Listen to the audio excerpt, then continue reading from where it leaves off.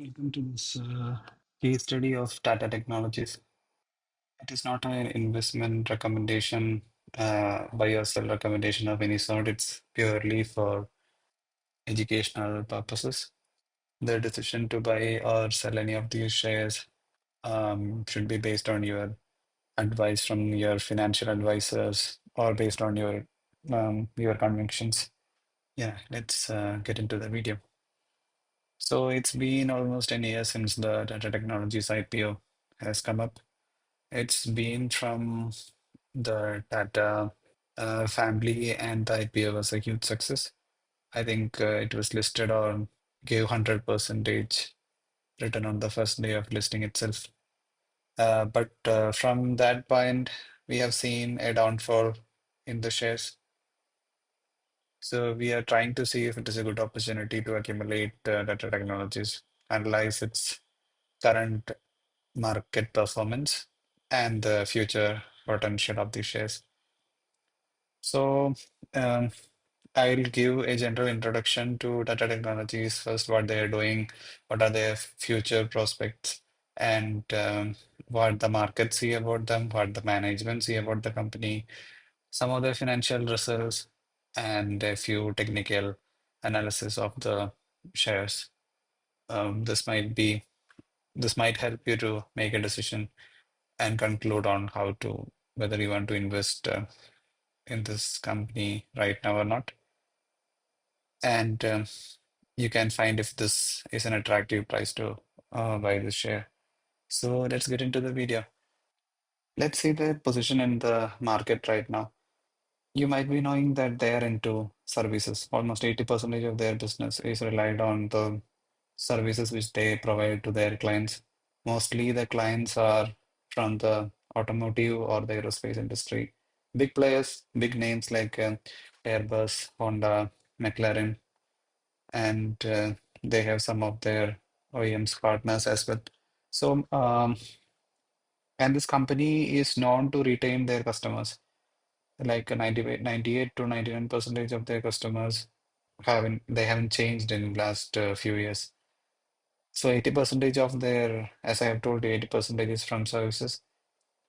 But when you look at the clients, right, so 40 percentage of the clients are Tata Motors and JLR. When you think about that, 40 percentage of their revenues being contributed by these two companies or the companies within Tata Motors itself, it's not a diversified portfolio for them. It's negative in one way, but you can consider that as Tata Motors is owning more than 55% share in this company, it's going to be a permanent source of revenue for the company. Tata Motors will remain in that position, contributing position to Tata Technologies until they are a major player in Asia as well as in other European countries as well. And the Tata Motors electric vehicle sales are also going up in the country. So maybe it's going to be it's good, but diversification is required for any companies to sustain. What if something happens to Tata Motors? So yeah, so that is one of the things about the revenue contributors to the company and their major businesses. So they do most of their business, almost 70% of their business in India, UK, as well as in North America. Yeah, that's it about their current financials and what they are doing in the market right now. Let's look at their future prospects based on which we can take an investment decision in this company. So one of the interviews which Warren Harris, the CEO and MD of Tata Technologies, has given recently to Economic Times. I'll quote a few of his words here. So they are trying to achieve 20 to 21 percentage margin over the next 2 years, which is okay. But for a service company, I'm not sure whether it's a great margin. But sustaining this margin will be a a great thing considering their current margin is just 18 percentage. So that is one of the key points to note from his interview, which was given recently. And the interviewer had also asked about the BMW joint venture, which Tata Technologies has got into.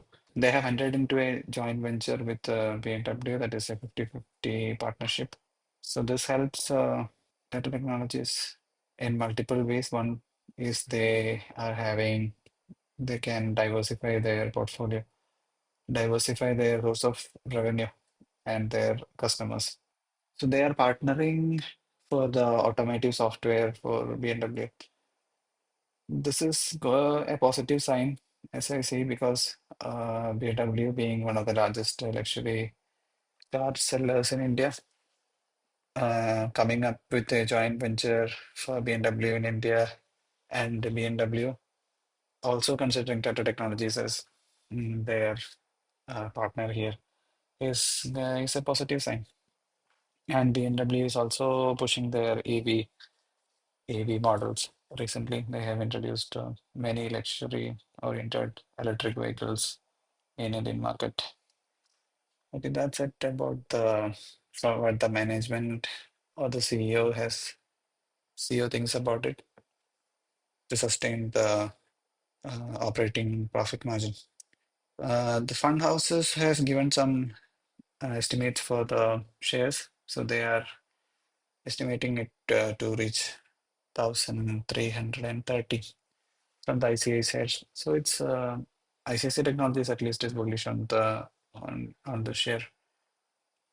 So current level is 1,100. And one of the interesting things to quote here, what is the reason for ICICI Technologies to give this estimate is might also be interesting for a few folks. So Tata Technologies is very positioned in rapidly growing auto engineering and ER&D segment, as we have discussed earlier, and also their outsourcing based model, which they are outsourcing jobs for the Western automakers to the favorable Indian labor cost and all those as considered, it is going to be a huge profit, just like what TCS and other players are doing in the service market. But Tata Technologies is doing that in automotive space.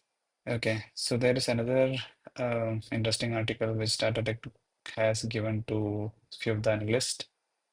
So some of the key takeaways here is that they already have an ecosystem to convert IC, that internal combustion engine vehicles to electric vehicles. So they consider themselves as an expert in that area, I believe, because yeah, expertise in converting internal combustion engine to electric vehicles.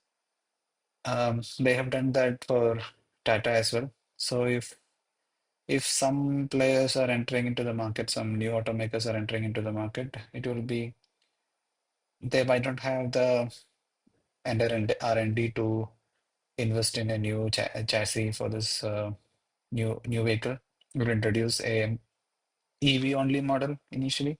So what Tata had done initially was they have converted their internal combustion engine based models, and they have added the battery and relevant parts, motors, and made converted it into an EV.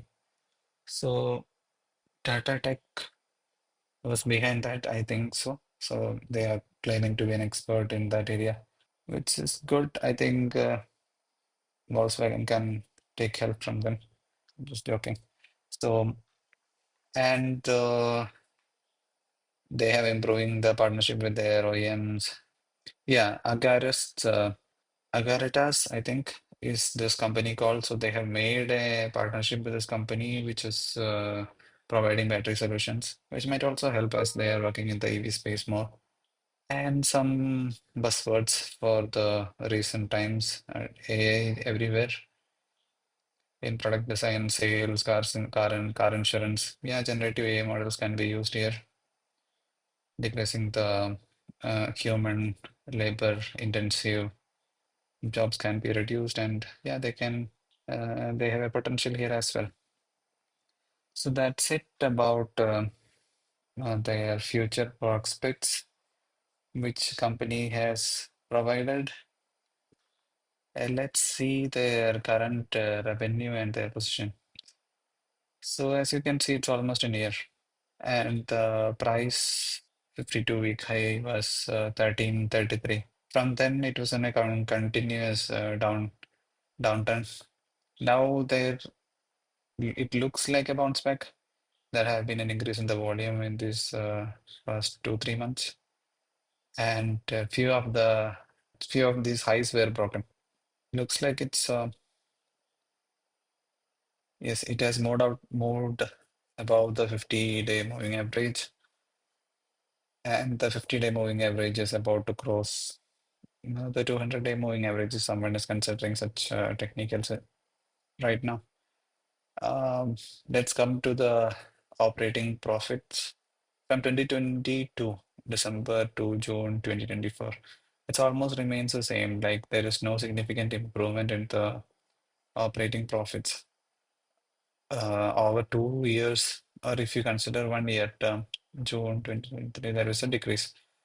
And so it remains almost 18 percentage.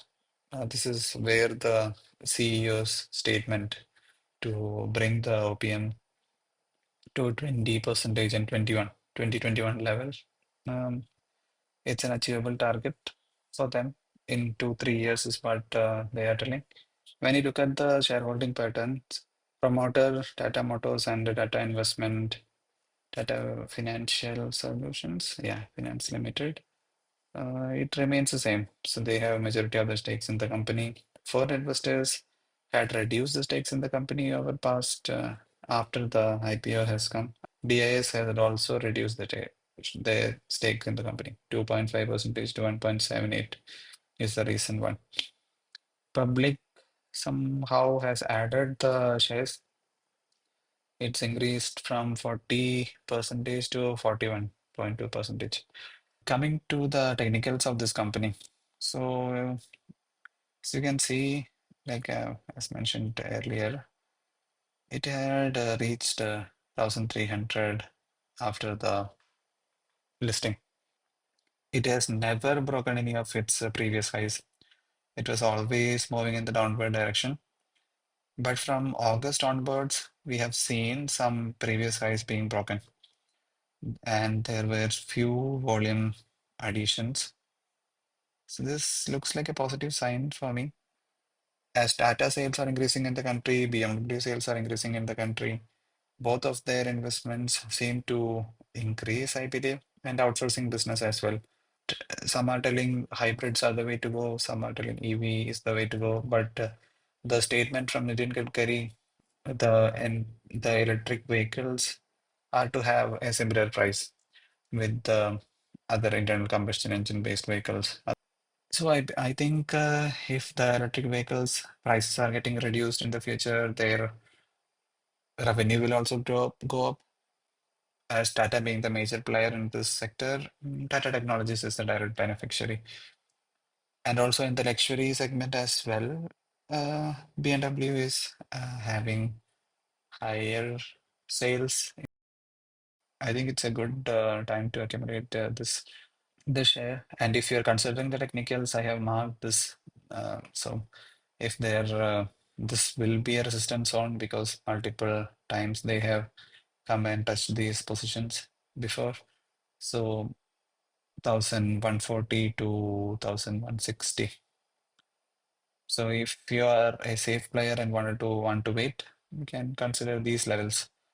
And if it is breaking this level, you can consider it, start buying, or or if it's going down, if it's going below this, this is also a resistance zone from 1080 to 1060. So if it's breaking this level, then I think there is potential to go to some of the lower levels. That's almost 1000. So it's up to you. The call is up to you guys, based on which you can buy, accumulate in small quantities. And thanks for watching the video.